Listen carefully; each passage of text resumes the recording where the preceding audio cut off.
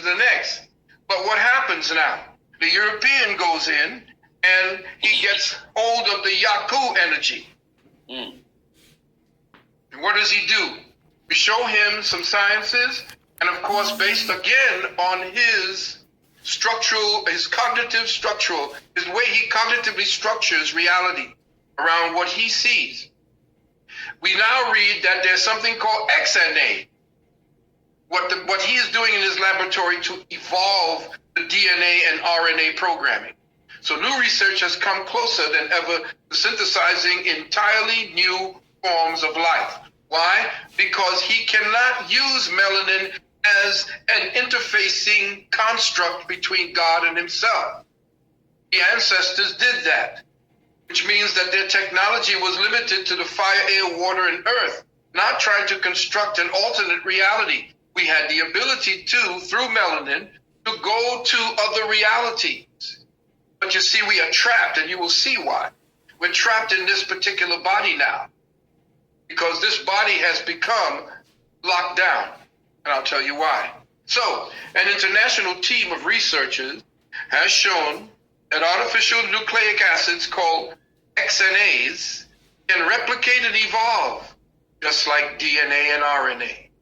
Researchers Philip Holliger and Victor Pinheiro, synthetic biologists at the Medical Research Council Laboratory of Molecular Biology in Cambridge, England, UK, say their findings have major implications in everything from biotherapeutics to exobiology to research into the origins of genetic information itself.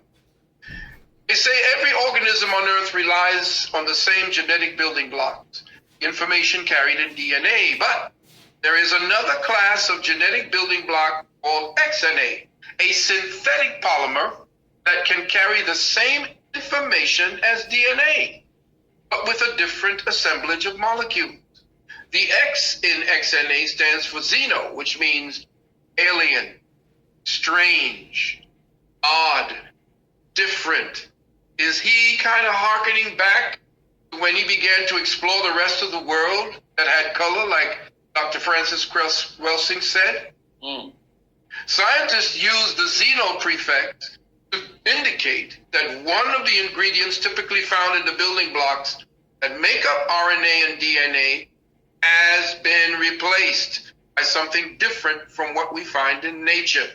Again, here he is trying to escape his present consciousness lockdown artificially. Scientists have been synthesizing xenomolecules for well over a decade. What makes these findings so sick isn't just the XNA molecules themselves, but what these alien molecules are capable of, namely replication and evolution. Are you getting the implications of what these fools are doing? Yeah. What they have planned for us. So what makes DNA and RNA unique is the information encoded in them in the form of genes, particularly, can be accessed and copied. Information that can be copied from one genetic polymer to another can be propagated. And the genetic information that can be propagated is the basis for heredity, the passage of traits from parent to offspring. In DNA and RNA replication, right? Replication is facilitated by molecules called polymerases. Using the genetic manipulation technique called compartmentalized self-tagging, or CST, these transhumanists designed special polymerase that could not only synthesize XNA from DNA template, but actually copy XNA back into DNA. Want to know why they want to vaccinate you so bad? They are acclimating you to this new body form that they will be able to control. The result was a genetic system that allowed for the replication and propagation of genetic information. Listen to this. This study sheds significant light on the origins of life itself. In the past, investigations into XNA have been largely driven by the question of whether simpler genetic systems have existed before the emergence of RNA and DNA. The fact that these XNAs appear to be capable of evolution adds to an ever-growing body of evidence of a genetic system predating DNA and RNA both.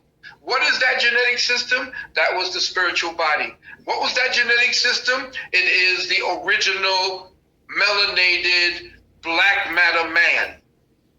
The one that they are now experimenting on in the Sudan, where they found nine strands of DNA, as opposed to the 6 that most of us are suffering with. All 6 of the XNAs studied by Pinheiro and his team are stronger. Listen, stronger than regular DNA or RNA. They're more resistant to degradation by biological nucleus. As a result, these molecules would need little to no adaptation for therapeutic or diagnostic use.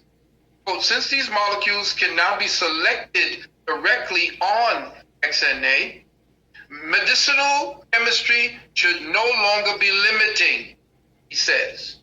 You could select a suitable XNA for its biocompatibility and therapeutic potential and not worry about having it rapidly degrade inside of the body. Nothing would call the indispensability of DNA or RNA-based life into question more than the generation of an entirely synthetic alternative life form built from the ground up entirely by XNA. Such an organism would require XNA capable of driving its own replication without the aid of any biological molecules. Pinheiro lies and says this is still a ways off. No, it's not. I want you to see what they put into Wikipedia. The study of XNA is intended, listen, the study of XNA is intended not to give scientists a better understanding of biological evolution as it has occurred naturally and historically, but rather to explore ways in which we can control and even reprogram the genetic makeup of biological organisms moving forward. XNA, and this is also they call it, and you listen to this word, Hachimoji DNA. That's the other nomenclature for them adding a whole other set, another 4 artificial foundational structures of artificial DNA to the one that's there. Now again, are we dealing with something that's real? Well, let's see, because XNA has shown significant potential in solving the current use of genetic pollution. What is genetic pollution to the European? Too many black folks.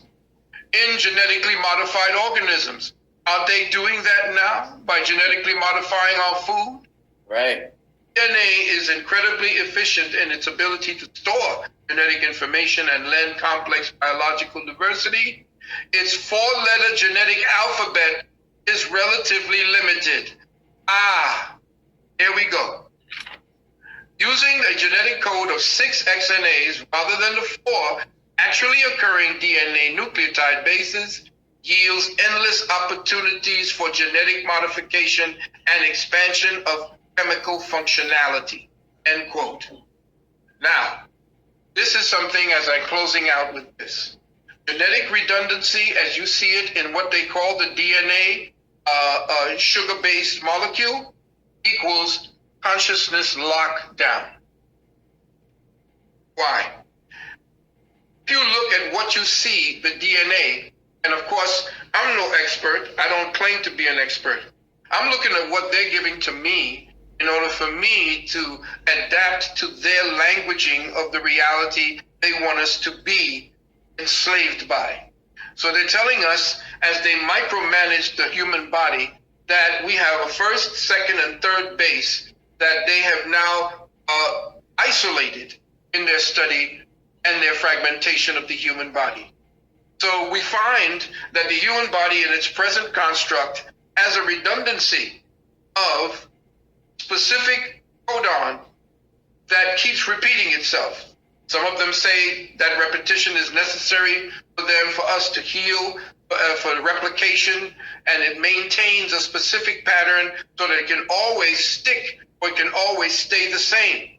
This is based upon the consciousness lockdown of humanity. Remember, matter follows mind.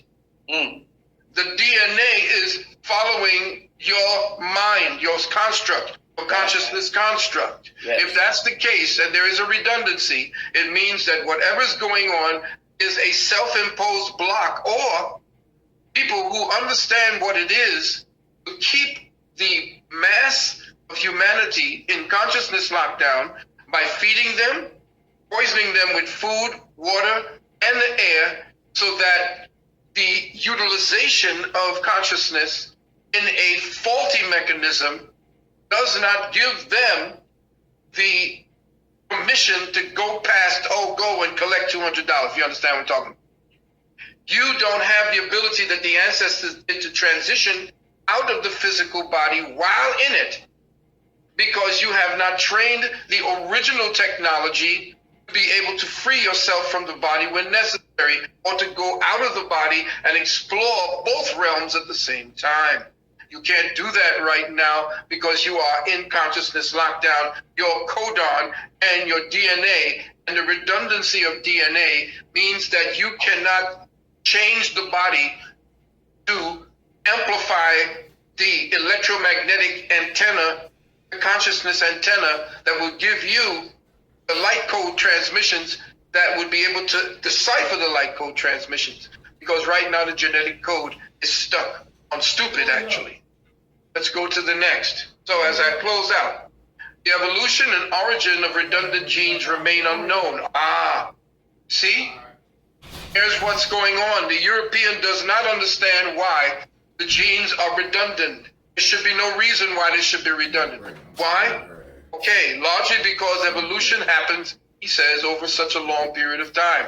This is him stuck in his phylogenetically cognitive construct, how he sees the world without the lens of melanin to give him an empathic connection to the thing that he is studying.